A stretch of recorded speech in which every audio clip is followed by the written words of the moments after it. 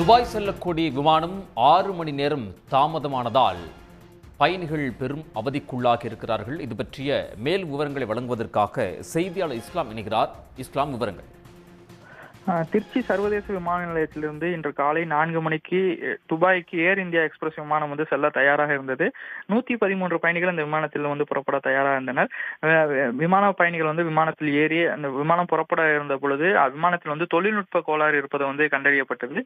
உடனடியாக விமானம் புறப்படாமல் பயணிகள் இறக்கிவிடப்பட்டு அவர்கள் ஓய்வறைக்கு அனுப்பி வைக்கப்பட்டனர். தொடர்ந்து அந்த தொழில்நுட்ப கோளாறை சரி செய்ய முயற்சித்தனர். ஆனால் கிட்டத்தட்ட ஒரு 6 மணி நேரத்திற்கும் மேலாக அந்த பணிகள் தொடர்ந்து நடந்துட்டு இருக்கு. அதனால் விமானம் புறப்படுவதில் தாமதம் ஏற்பட்டிருக்கு. அந்த 113 பயணிகளும் ஓய்வு அறையில அமர வைக்கப்பட்டு அவர்களுக்கான குடிநீர், உணவு உள்ளிட்ட விமான நிறுவனத்தின் சார்பில் விநியோகிக்கப்பட்டிருக்கு. இருந்தாலும் கிட்டத்தட்ட ஒரு விமானம் எப்பொழுது புறப்படும் அல்லது மாற்று விமானம் எதுவும் ஏற்பாடு செய்யப்பட உள்ளதா என்பது தெரியாமல் இந்த 113 பயணிகளும் மிகுந்த அவதிக்கு உள்ளாகி இருக்கிறாங்க. தொடர்ச்சியாக விமான நிறுவனம் தொழில்நுட்ப கோளாறை சரி செய்யும் பணியில அந்த வல்லுநர்களை கொண்டு ஈடுபட்டிருக்காங்க. தகவல்களுக்கு நன்றி.